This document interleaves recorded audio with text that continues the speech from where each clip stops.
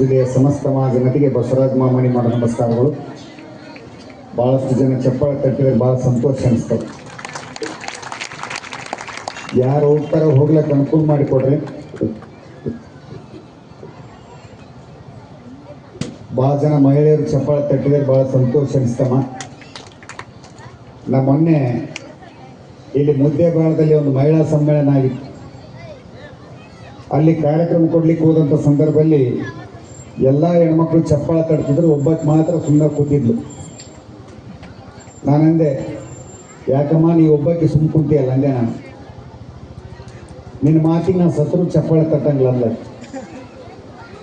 ಯಾಕಂತ ಕೇಳಿದೆ, ನಿನ್ನ ಮುಖ ನಮ್ಮ ಅತ್ತಿದ್ದಂಗೆ ಅದಲ್ಲ, ನಿಮ್ಮ ಅತ್ತಿ ಮುಖ ಕಂಡಂಗೆ ಆಗಲ್ಲ ನಂದು. ಹಂಗಿತ್ತ ಚಪ್ಪಾಳೆ ತಟ್ಟ ಸಂಕೋಚ ಯಾಕೆ ಮಾಡ್ಕೊಳ್ತೀನಿ. ಶಾಣೆತನ ಮಾಡಬೇಡ ಮನುಷ್ಯ. ಅಂಜಿಕಾನೆ ಬಂಧುಗಳು ಮತ್ತು ನಮ್ಮ ಸಂಜಯ್ ಅವರು ಭಾಳ ಒಳ್ಳೆಯ ಆತಿಥ್ಯ ಕೊಟ್ಟರು. ನಮ್ಮ ಸುರೇಶ್ ಕುಲಕರ್ಣಿಯವರ ಮೂಲಕ ಕಾಂಟ್ಯಾಕ್ಟ್ ಮಾಡಿ ಈ ಒಂದು ಕಾರ್ಯಕ್ರಮ ಫಿಕ್ಸ್ ಮಾಡಿಕೊಂಡ್ರು. ನಮ್ಮ ಸುರೇಶ್ ಕುಲಕರ್ಣಿ ಸರ್ ಫೋನ್ ಮಾಡಿದಾಗ ಇಲ್ಲಿ ಕೊಡ್ತೀವಿ ನೋಡ್ರಿ, ಸಂಜಯ್ ಅವರು ಅದರ ಮಾತಾಡ್ರಿ ಅವ್ರ ಜೊತೆಗೆ ಅಂತಂದ್ರು. ಸಂಜಯ್ ಅವ್ರಿಗೆ ಫೋನ್ ಕೊಟ್ಟ ತಕ್ಷಣ ನಾನಂದೆ, ನಮಸ್ಕಾರ ಸರ್, ಏನಿದೆ ಕಾರ್ಯಕ್ರಮ? ಇಲ್ಲ, ಲಕ್ಷ್ಮೀ ದೇವಿ ಒಂದು ದೇವಸ್ಥಾನ ಕಾರ್ಯಕ್ರಮ ಇದೆ ಸರ್, ಬರ್ಬೇಕಂತಂದ್ರೆ. ಬರ್ತೀನಿ ಅಂತಂದ್ರೆ. ನನ್ನ ಜೊತೆ ಇನ್ನೂ ಇಬ್ಬರು ಕಲಾವಿದರು ಯಾರು ಬರ್ತಾ ಇದಾರೆ ಅಂತೇಳಿ ಪ್ರಾಣೇಶ್ವರ ಜೋಶಿ ಅವ್ರು ಬರ್ತಾ ಇದ್ದಾರೆ ಅಂತ. ನಿಮ್ಮ ಪೇಮೆಂಟ್ ಎಷ್ಟು ಅಂತ ಕೇಳಿದ್ರು. ನಾನು ಹೇಳಿದೆ, ಒಂದೇ ಮಾತು ಹೇಳಿದೆ, ಪ್ರಾಣೇಶ್ವರ ಜೋಶಿ ಅವ್ರು ಎಷ್ಟು ತಗೊಂತಾರೋ ಪೇಮೆಂಟ್ ಅದಕ್ಕಿಂತ ಒಂದು 100 ರೂಪಾಯಿ ಕಡಿಮೆ ಕೊಡ್ರಿ ಹಿಂಗೆ. ನಾನು ಇಷ್ಟು ತಂದು ಕೂಡಲೇ ಅವ್ರು ನಡ್ಲಿಕ್ಕೆ ಸ್ಟಾರ್ಟ್ ಮಾಡಿದರು. ಯಾಕಂದ್ರೆ ಪ್ರಾಣೇಶ್ವರಿ ಜೋಶಿ ಅವ್ರು ತಗೊಳ್ಳೋದ 100 ರೂಪಾಯಿ ಅಂದ್ರೆ ಅವರು ಅಂದ್ರೆ ನೀವು ಪುಕ್ಸಟ್ಟೆ ಬಂದು ಹೋಗ್ತಾರೆ, ಲೆಕ್ಕ ಖುಷಿಯಾಗಿ ಬಿಡಿತಾವ್ರಿ ಪಾಪ ಅವ್ರಿಗೆ. ಅದಕ್ಕೆ ಒಂದೊಂದು ಮಾತಿನಲ್ಲಿ ಹಾಸ್ಯ ಅದಂತ ಹೇಳ್ತೀನಿ ನಾನು. ಬಿಜಾಪುರ ಜಿಲ್ಲೆಗೆ ನಾವು ಯಾಕೆ ಸಂತೋಷಪಟ್ಟು ಬರ್ತೀವಿ ಅಂತಂದ್ರೆ ಇಲ್ಲಿ ಜನ ಒಳ್ಳೆ ಆತಿಥ್ಯ ಕೊಡ್ತಾರೆ ಬಂಧುಗಳೇ. ಅದಕ್ಕೆ ಭಾಳ ಸಂತೋಷದಿಂದ ನಾವು ಬರ್ತೀವಿ. ನಿಜವಾಗಿ ಹೇಳ್ಬೇಕಾಗಿತ್ತು ಅಂತಂದ್ರೆ ಈ ಒಂದು ನಾಡು ಪುಣ್ಯದ ನಾಡು, ಸಿದ್ದೇಶ್ವರ ಶ್ರೀಗಳಿದ್ದಂಥ ನಾಡು. ನಿಜವಾಗಿ ಹೇಳ್ಬೇಕಾಗಿತ್ತು ಅಂತಂದ್ರೆ ಅಂಥ ನಾಡಿನಲ್ಲಿ ಕಾರ್ಯಕ್ರಮ ಆಗಲಿಕ್ಕೆ ಒಂದು ಒಳ್ಳೆ ಆತಿಥ್ಯ ಕೊಟ್ಟರು. ಭಾಳ ಸಂತೋಷ ಅಂತ ಆಗಲೇ ಹೇಳಿದೆ ನಿಮಗೆ. ಬಿಜಾಪುರ ಜಿಲ್ಲೆದಾಗ ಇಂಥ ಒಂದು ಕಾರ್ಯಕ್ರಮದಾಗ ಆತಿಥ್ಯ ಕೊಡೋದು ದೊಡ್ಡದಲ್ಲರಿ. ಸತ್ತೊತ್ತನೆಗೂ ಒಳ್ಳೆ ಆತಿಥ್ಯ ಕೊಡ್ತಾರೆ ನಮ್ಮ ಮಂದಿ. ವಯಸ್ಸಾದವ್ರು ಸತ್ತಿರ್ತಾರಲ್ಲ. ನಾನು ಇಲ್ಲಿ ತಾಳಿಕೋಟೆ ಹತ್ರ ಒಂದು ಯಾವುದೋ ಒಂದು ಯಜಮಾನರು ತೀರ್ಕೊಂಡಿದ್ರು. ಅಲ್ಲಿ ಆ ಹೆಣಕ್ಕೆ ಹೋಗಿದ್ದೆ ನಾನು. ಹೋದಂಥ ಸಂದರ್ಭದಲ್ಲಿ ಈ ಹೂವಿನ ಹಾರ ತಗೊಂಡು ಹೋಗ್ಲಿಕ್ಕೆ 4 ಮಂದಿ ಅಡ್ಡ ಬಂದು ನಿಂತೋಗ್ಬಿಟ್ಟ. ನಡ್ರಿ ಸುಸ್ಲಾ ತಿನ್ನಡ್ರಿ ಅಂತ. ಇಲ್ರಿ, ಹೆಣಕ್ಕೆ ಹೋಗಿ ಹಾರ ಹಾಕ್ಬೇಕಂತೆ ನಾನು. ಅದೇ ಇಲ್ಲಿ ಹೋಗ್ತದ್ರಿ, ಊಟಕ್ಕೆ ಕೊಡೋದಿರಿ. ನೀವು ಭಾಳ ದೂರದಿಂದ ಬಂದಿರಿ, ನೀವು ಹೆಣ ಹಾಕ್ಬಾರ್ದು ನೋಡ್ರಿ, ನಡ್ರಿ ಅಂತೇಳಿ ಕರ್ಕೊಂಡು ಹೋಗ್ಬಿಟ್ರಪ್ಪ. ಕರ್ಕೊಂಡು ಹೋಗಿ ಸುಸ್ಲಾ ಕೊಟ್ಟರೆ ಸುಸ್ಲಾ ಅದೇ ಹಾರದ ಮೇಲೆ ಇಟ್ಕೊಂಡು ತಿಲ್ಲಕತ್ತಿದೆ. ಮತ್ತೆ ಬೂಂದಿ ಉಂಡಿಟ್ಟು ಬೂಂದಿ ಮಾಡಿಸ್ತಾರೆ ನಿಮ್ಮ ಕಡೆಯಿಂದ. ಮಾಡಿಸ್ತಾರೆ, ಈಗ ಯಜಮಾನ್ರು ತೀರ್ಕೊಂಡಾರ, 100 ವರ್ಷ ಮೇಲೆ ತಿಂದ್ರಿ ಅಂತ. ಆಯ್ತು ಅಂತ ತಿಂದು ಹೂವಿನ ಮಾಲೆ ಹಾಕ್ಲಿಕ್ಕೆ ಹೋಗಿದ್ರಿ. ಸಾಯಂಗಿತ್ತ ನಮ್ಮ ಬಿಜಾಪುರ ಜಿಲ್ಲೆದಾಗ ಸಾಯ್ಬಿಟ್ಟು ನಾನು ಯಾವಾಗ ಬೆಳಿತೀನಿ. ಯಾಕಂದ್ರೆ ಈ ಹೆಣ್ಮಕ್ಳು ಆಡಾಡಿ ಹೇಳ್ತಾವ ಪಾಪ. ಒಳಗೆ ಹೋಗಿದ್ರಿ, ಅವ್ರು ಸೊಸಿ ಹಳ್ಳಕತ್ತಾಳ. ಏನಂತೇಳಿ, ಏ ಮಾಮ ಮಾತಾಡ. ಎಲ್ಲಿ ಮಾತಾಡ್ತಾಡ್ರವ? ಏ ಮಾಮ ಮಾತಾಡ ಅಂತಾಳ. ಇದ್ದೊತ್ತಾಗ ಈಕಿ ಮಾತಾಡಿಸಿಲ್ಲ ಅನ್ನೋದು ಎದಿ ಹೊಡ ಸತ್ತಿರ್ತಂದ್ರವ. ಈಕಿ ಸಾಯತನ ಮಾತಾಡಿಸಿರಂಗಿಲ್ಲ. ಆ ಟೈಮ್ದಾಗ ಕುತ್ಕೊಂಡು ಮಾಮ ಮಾತಾಡ ಅಂತಿರ್ತಾಳ. ಆ ಟೈಮ್ನಾಗ ಅವ ಮಾತಾಡಿದ ಅಂತ ತಿಳ್ಕೊಡ್ರಿ, ಯಾರು ಉಳಿಯಂಗಿಲ್ಲ. ಹೇಗೆ ಸಾವಿನಲ್ಲಿ ಕೂಡ ನಾವು ಹಾಸ್ಯವನ್ನು ನೋಡುವಂಥ ಜನ. ನಮ್ದೂರು ಹತ್ತಿಗೂಡ್ರು, ಯಾದಗಿರಿ ಜಿಲ್ಲೆ ಹತ್ತಿಗೂಡ್ರು. ನಮ್ಮೂರಾಗ ಗಂಗಾಮತಿ ಅಂತದ ಅಕ್ಕಿ ಹತ್ರ ಉಟ್ಕೊಂಡಿದ್ದೆ. ನಮ್ಮ 5 ವರ್ಷದಿಂದ ನಮ್ಮ ತಾಯಿಯವರು ತೀರ್ಕೊಂಡ್ರು. ನಮ್ಮ ತಾಯಿ ಗೆಳತಿ ಏನೋ ಅತ್ತಿ ಕುಂತಿಯಲ್ಲ ಅಂತಂದ. ಕುಂತೀನಪ್ಪ ಅಂತಂದು. ನಿಮ್ಮವ್ವ ತೀರ್ಕೊಂಡು ಎತ್ತಿಬಿಟ್ಲು. ನಾನು ಹಂಗ ಉಳ್ಕೊಂಡೆ. ನಾನಂದೆ, ನೀನು ಗೆತ್ತಿತ್ತು ಹೋಗ ಅಂದೆ. ಇಲ್ಲ, ಗೆತ್ತಿನ ಇಲ್ಲ ಅಂತಾನೆ ಅಲ್ಲ, ಸಾಯದ ಕಂಚಿಲು ಮಾಮ ನೆನ್ಬೇಕು ನಕ್ಕೊಂತ. ಸಾಯದ ಕಂಚಿಲ್ಲ ನಾನು. ಆದ್ರೆ ಊರ ಮಂದಿ ಎಲ್ಲ ಸಂಜೆ ಮುಂದೆ ಸಾಯಿ ಇರ್ಲಕತ್ತಾರ ಅನ್ಲಕ್ಕೆ. ಯಾಕಂತ ಕೇಳಿದೆ, ನೀ ಸಂಜೆ ಮುಂದೆ ಸತ್ಯ ಅಂದ್ರ 2 ಸಲ ನಾಷ್ಟ ಮಾಡ್ಬೇಕಾಗ್ತದ. ಮುಂಜಾನೆ ಸತ್ಯ ಅಂದ್ರೆ ಒಂದೇ ಸಲ ಆಗ್ತದಕ್ಕೆ ಸಂಜೆ ಮುಂದೆ ಸಾಯಿ ಅಂತ ಹೇಳಿ ಕುಂತಾರ ಅಂತಂದ್ರೆ ನಕ್ಕೊಂತ. ಆದ್ರೆ ಇನ್ನೊಂದು ಮಾತು ಹೇಳ್ತಿ ಮುದುಕಿ, ನಾ ಸತ್ತೊತ್ತಾಗ ನಿನ್ ದುಃಖ ಆಗ್ತದಿಲ್ಲ ಅಂದು. ಆ ದುಃಖ ಆಗ್ತದ ಅಜ್ಜಿ, ಹೆಂಗಾಗಂಗಿಲ್ಲ ಹಾಕಿ ಅಂತ ಇದ್ದ ನಾನು. ಅಷ್ಟು ಭಾಳ ದುಃಖ ಆಯ್ತಾ ನನ್ನ ಜೊತೆಗೆ ಬಂದ ಬಿಡೋಲ್ಲ. ಯಾಕಂದ್ರೆ ಮಾತಾಡಿಸಿ ನಿಮ್ಮ ಮುದುಕಿಗೆ ನಂಗಾಗಿತ್ತು ನನಗೆ. ಯಾಕೆ ಕೇಳಕತ್ತೀನಂದ್ರೆ, ವಯಸ್ಸಾದ ಮೇಲೆ ನಮ್ಮ ಉತ್ತರ ಕರ್ನಾಟಕದಲ್ಲಿ ಬಹಳಷ್ಟು ಜನ ಸಾವನ್ನು ಕೂಡ ಸ್ವಾಗತ ಮಾಡುವಂತ ಜನ ಇದ್ದಾರೆ ನಿಜವಾಗ ಹೇಳ್ಬೇಕಾಗಿತ್ತು. ಅದಕ್ಕೆ ಬೇಂದ್ರೆ ಅವರು ಹೇಳಿದಂತ ಒಂದು ಮಾತು ಈಗ ನೆನಪಿಗೆ ಬರ್ತದೆ. ಏನಪ್ಪ ಅಂತಂದ್ರೆ, ನಾನು ಇರೋ ತನಕ ಸಾವು ನನ್ನ ಹತ್ರ ಬರೋದಲ್ಲ, ಸಾವು ಬಂದಾಗ ನಾನು ಇರೋದಿಲ್ಲ ಅಂತ ಬೇಂದ್ರೆ ಅವರು ಹೇಳಿದ ಮಾತು ಅಕ್ಷರಶಃ ನಿಜ ಅಂತ ಅನ್ಸ್ತದೆ. ನಿಜ ಭಾಳ ಚಂದ ಕೂತ್ಕೊಂಡು ಕಾರ್ಯಕ್ರಮ ಕೇಳ್ತೈತ್ರಿ. ಹೆಣ್ಮಕ್ಳು ಬಂದಿರಮ್ಮ, ಹೆಣ್ಮಕ್ಳು ಒಂದು ವಿನಂತಿ ಮಾಡ್ತೀನಿ, ದಯವಿಟ್ಟು ನಿಮ್ಮ ಗಂಡು ಬಡಿಯೋದು ಮಾಡಬೇಡ. ಅವ್ ಪಾಪ ಇದು ಹೊಡ್ಕೊಂಡವ್. ಭಾಳ ಜನ ಹೆಣ್ಮಕ್ಳು ಗಂಡ ಬೈತಿರ್ತಾರೆ, ಏನಂತೇಳಿ ನಿಮಗೆ ಬುದ್ಧಿ ಇಲ್ಲ ಅಂತೇಳಿ ಬೈತಾರೆ. ಏಮ್ಮ ಏವಿ ಸುಂಟು. ಭಾಳ ಜನ ಹೆಣ್ಮಕ್ಳು ಗಂಡಗ ಬುದ್ಧಿ ಇಲ್ಲ ಅಂತೇಳಿ ಬೈತಾರೆ. ದಯವಿಟ್ಟು ನಿಮ್ಮ ಗಂಡಕ್ಕೆ ಬುದ್ಧಿ ಇಲ್ಲ ಅಂತೇಳಿ ಬೈಲಕ್ಕೆ ಹೋಗ್ಬೇಡ್ರಿ. ಯಾಕಪ್ಪ ಅಂತಂದ್ರೆ ಅವ್ರಿಗೆ ಬುದ್ಧಿ ಇತ್ತಂದ್ರೆ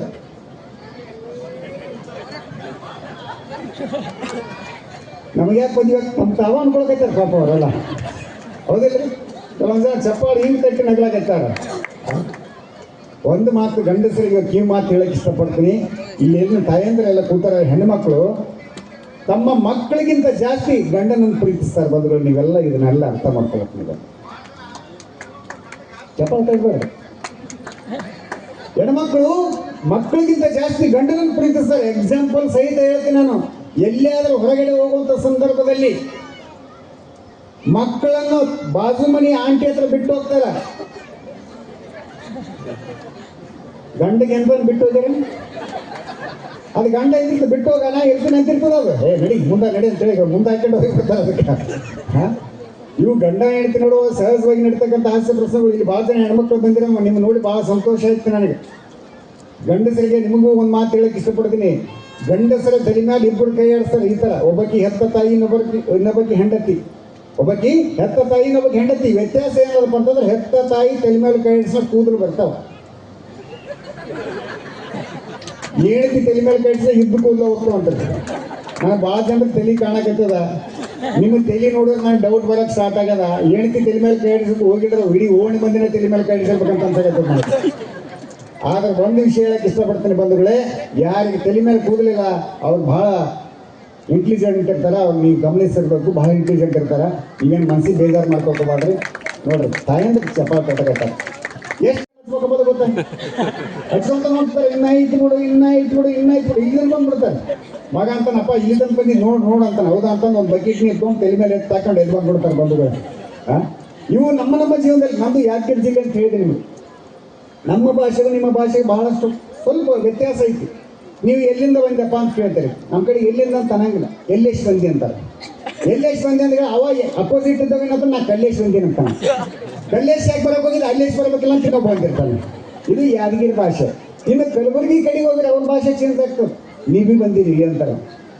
ನಾ ಬಿ ಬಂದೀವಿ ಅಂತೀವಿ. ಪ್ರಾಣೇಶ್ ಬಿ ಬಂದಾರ ಅಂತಾರೆ. ಪ್ರಾಣೇಶ್ ಬಿ ನಿನ್ನ ತೊಗೊಂಡು ಹೋಗ್ಲಕ್ಕೆ 4 ಮಂದಿ ಬರ್ತೀವಿ ಅಂದ್ರೆ ಸತ್ನಪ್ಪ ಜನ 4 ಮಂದಿ ಬಂದು ಹೋಗ್ತಾರಂತ. ಮತ್ತೆ ಇನ್ನೇನು ನೋಡಿದ್ರೆ ಅಲ್ಲಿ ಈ ಥರ ಭಾಷೆ ಅದ. ಈಗ ನೋಡ್ರಿ, ಕಲಬುರಗಿಯಿಂದ ಹಿಡ್ಕೊಂಡು ಬೆಂಗಳೂರು ತನಕ ಹೆಂಡತಿನ ಅಂತಾರೆ, ಶ್ರೀಮತಿ ಅಂತಾರೆ, ಮಡದಿ ಅಂತಾರೆ, ನಮ್ಮ ಕುಟುಂಬ ಅಂತಾರೆ. ಆದ್ರೆ ಬೀದರ್ದಾಗ ಹೆಂಡತಿ ಅನ್ನೋದು ಕಟ್ಲ ಅಂತಾರೆ. ನೀವು ಕೇಳಿದ್ರೆ ನಾವು ಕಟ್ಲ ಕೇಳಿದಿಲ್ಲ. ಒಂದು ಸ್ವಲ್ಪ ಬೀದರ್ದಲ್ಲಿ ಫೋನ್ ಬಂತು, ಮಾಮನರ ಬೀದರ್ ಬಂದು ಕಾರ್ಯಕ್ರಮ ಕೊಡ್ಬೇಕಂತಂದ್ರೆ. ಆಯ್ತು ರೀ ಬರ್ತೇನೆ ಅಂತಂದೆ. ಸಾಧ್ಯ ಆದ್ರೆ ನೀವು ಹೆಂಡತಿ ಕರ್ಕೊಂಬರ್ರಿ ಅಂತಂದ್ರೆ ನಾನು ಹೆಂಡತಿಗಂದೆ ನಡಿ ಹೋಗೋಣ ಅಂತಂದೆ. ನಮ್ಗೆ ಸುಸ್ತಾಗಿದೆ, ನಾವು ಅಲ್ಲೇ ಅಂದು. ನನಗೂ ಇದು ಬೇಕಾಗಿತ್ತು. 4-5 ಲಗೇಜ್ ಇಟ್ಕೊಂಡು ಬಸ್ಸಿಗೆ ಹೋದೆ. ಬಸ್ ಇಳಿದ ತಕ್ಷಣ ಆಟೋ ರಿಕ್ಷಾ ಮುಗಿಸ್ಕೊಂಡು ಅವ್ರ ಮನೆಗೆ ಹೋದೆ. ಹೋದ ತಕ್ಷಣ ಶಾಣ ಬಸಪ್ಪನವರೇ ಅಂತೇಳಿ ಬಾಗಿಲು ಬಾರಿಸಿದೆ. ಬಾಗಿಲು ತೆಗೆದ್ರು. ನಾನು ಈ ಮಹಾಮನಿ ಅಂತ ಇವತ್ತು ಬೀದರ್ ಅಂತ ನಡ್ಸ್ಲಾಕ್ ಬಂದಿನಿ ಅಂತಂದೆ. ನಿಮ್ಮ ಬಗ್ಗೆ ಎಲ್ಲ ಗೊತ್ತಂದ್ರೆ ಈ ಟಿವಿ ನೋಡಿ, ಈ ಪ್ರಾಣೇಶ್ವರ ಜೊತೆಯಲ್ಲಿ ಬಂದು ಒಳಗೆ ಕೂಡ್ರಿ ಅಂದ್ರೆ ಒಳಗೆ ಹೋಗಿ ಸೋಫಾಕ್ಕೆ ಕುಂತೆ.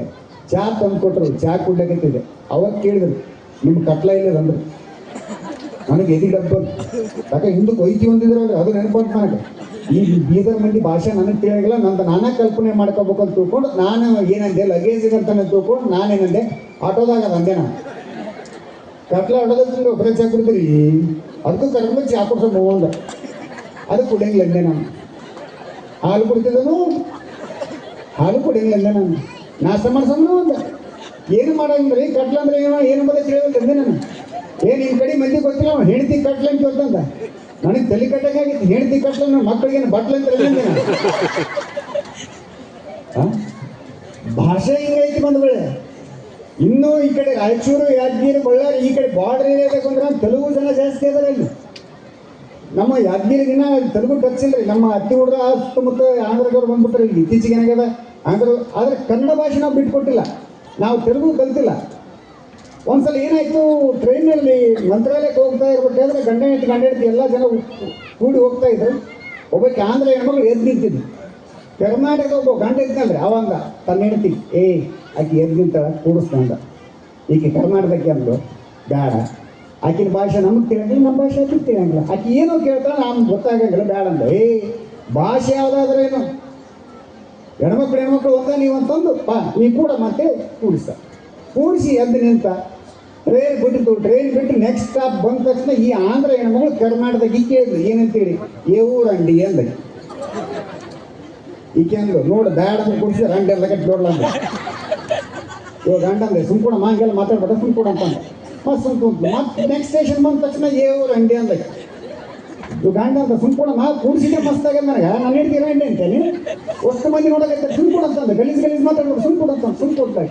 ಮತ್ತೆ ನೆಕ್ಸ್ಟ್ ಸ್ಟೇಷನ್ ರಾಯಚೂರು ಬಂದ್ರಿ, ಮತ್ತೆ ಊರಂಡಿ ಅಂದ ತಕ್ಷಣ ಈಗ ಕರ್ನಾಟಕ ಸಿಟಿ ಬಂತು. ಯಾವ್ದನಿಂದ ಸೀರೆ ಟೊಂಕ ಶಿಕ್ಷಣ ಹೇಳಿ ಅವಾಗಲಿಂದ ನೋಡಕತ್ತೀನಿ ರಂಡಿ ಎಲ್ಲ ಕತ್ತೀನಿ. ಇಲ್ಲೇನು ಕುಂತಾಳಲ್ಲ ಈಕೆ ರಾಯಚೂರು ಅಂಡಿ, ಈ ಕಡೆ ಕುಂತಕಿ ಕಲಬುರಗಿ ಅಂಡಿ, ಆ ಕಡೆ ಕುಂತಕಿ ಮುದ್ದೆಬೇಡ ಅಂಡಿ, ಸಾಕ ಬೇಕಾ ಹಲ್ಕಡ್ ರಂಡಿ ಎಲ್ಲ.